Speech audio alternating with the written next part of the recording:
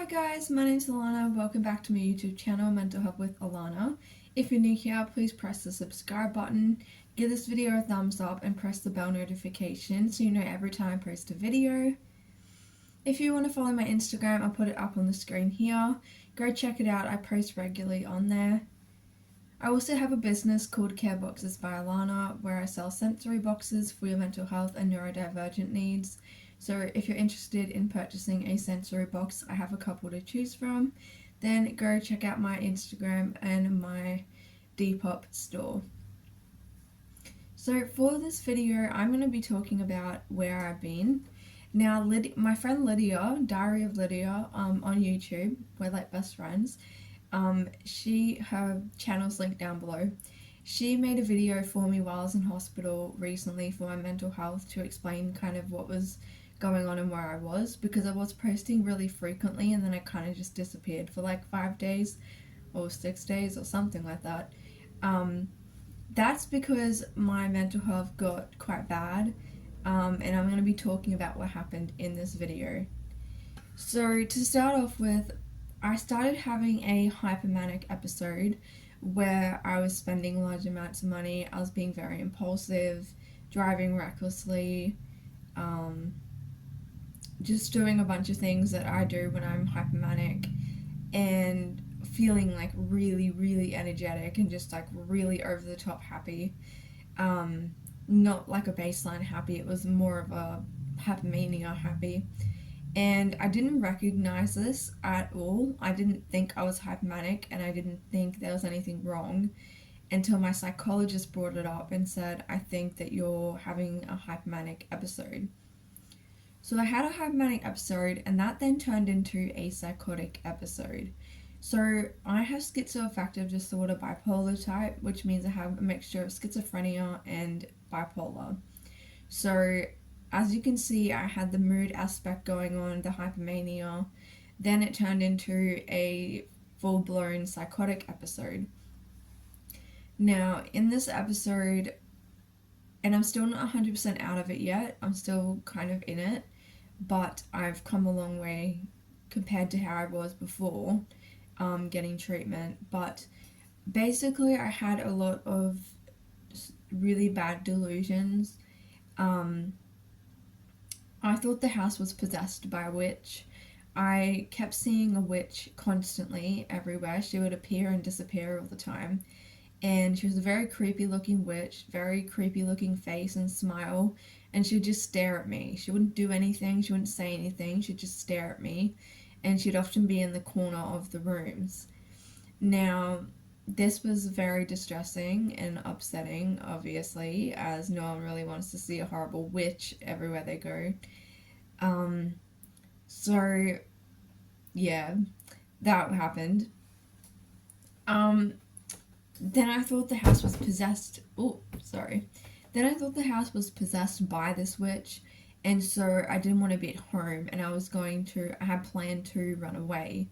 I didn't know where I was going to go, but I had planned to run away because I was worried that the witch was going to get me and that she was going to harm me and that the house wasn't safe and that I couldn't trust my family because they were untrustworthy, because they were in on it with the witch. I also got rid of all my watches because I thought the government was tracking me through my watch. Now this one is still something that I still do believe. I'm still dealing with that one. I still believe that that's happening. The other one was that I've been very paranoid. This one hasn't changed either. I've been extremely paranoid about the neighbours across the road. They're very loud and they have a lot of cars parked outside their house, and I'm worried that they're spies from like the government and the FBI, and that they're going to collect evidence on me and harm me. I don't know why they want to harm me, but I just know they are. And so the neighbors have been bothering me. So I had that going on. Then I had hallucinations on top of this, and the hallucinations were multiple voices kind of like back when I had my really long psychotic episode, the quite bad one, and I got diagnosed with schizoaffective. This is kind of like how it was. I was hearing, I still am hearing voices, but I was hearing multiple voices all over the top of each other, and every time I would try to think a thought, the hallucination would come in, like the voice would come in and cut the thought off, so I couldn't actually think, and I couldn't have proper thoughts going on because I was basically being like distracted and like confused by the voice, so I couldn't really think and have thoughts going like a normal thought pattern. That was going on. My memory was really, really bad. I was very shaky. I was shaking all the time. I think the shakes was due to stress, to be honest. Like, it probably was due to stress. When the medical students who were working with my psychiatrist came and saw me before I got discharged, they said to me that I looked a lot better. They said that when they first saw me, I didn't look very great, and they weren't trying to be mean, but they were just saying that like I looked like physically I'd improved, because physically I looked terrible. That was the other thing, because of the hypomania and the voices, I wasn't sleeping, so I was getting like 2 hours sleep for like weeks, and that's a sign of hypomania, and it's also bad with psychosis because it makes it worse. And I was basically couldn't go to sleep because I had hallucinations. Basically, I think I said it in my other video, but it was like having the Mad Hatter in your head. Like, the voices didn't make sense, things were just all over the place, words were getting cut off, multiple voices were there, saying all sorts of horrible things, which I never really go into what they say because I don't feel comfortable doing that. But, saying really not nice things and commanding me to do things. And so I ended up in emergency. We waited 2 days in emergency, so overnight. Then to see the mental health team and be triaged.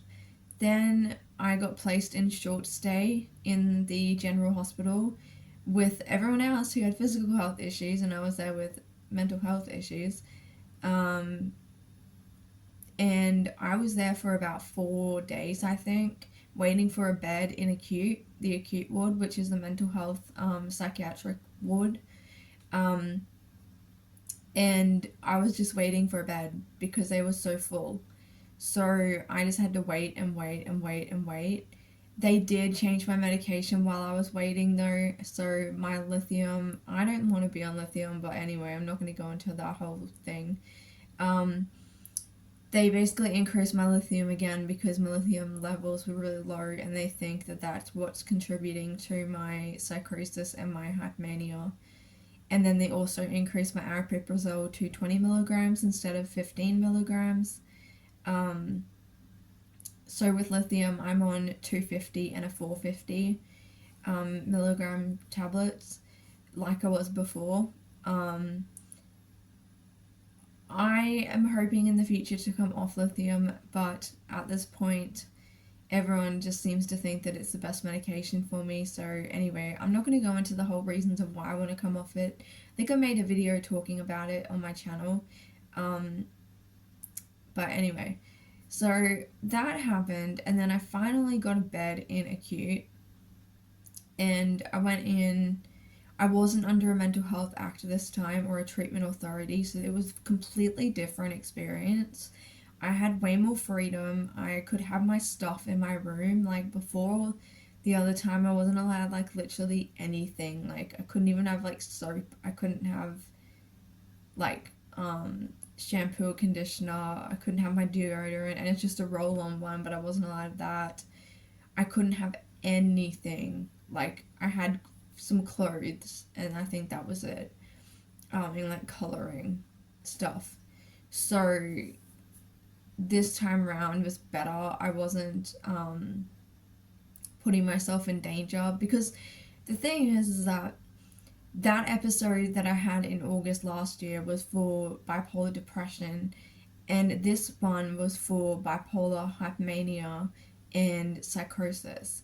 Now, for different illnesses that I have, I behave in different ways, and so I will do things when I'm hypomanic that I wouldn't do if I was depressed with bipolar.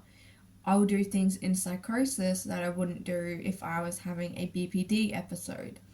So each illness has their own set of symptoms, and I behave differently for different illnesses. So the people around me are starting to get to know, okay, these symptoms are a part of this schizophrenia part. That's what's going on, psychosis. Oh, these symptoms look like mania or hypomania. That's what's going on. So it's like starting to educate people around me, and they've been really great with this, like to understand how it looks for me, and how when I get unwell, like how it looks for me, and like stuff like that. Um, so I'm really lucky that I do have a good support system, and I have people who can, pick that up. So yeah, I was in acute, and then I stayed there for about 6 days. I had one overnight leave, and then I got discharged. And yeah, at the moment I'm still hearing voices here and there, but they're not as intense or as bad. And I'm not seeing the witch at the moment, and don't think the house is possessed. But the other two things I'm still struggling with. But yeah, I want to make this update video so you guys know what's been going on. It's been a really rough time, but thank you for all your nice comments and support, especially over on my Instagram. Yeah, thank you for that. That meant a lot, and I really appreciate it. So yeah, thank you guys, and I will see you in my next video.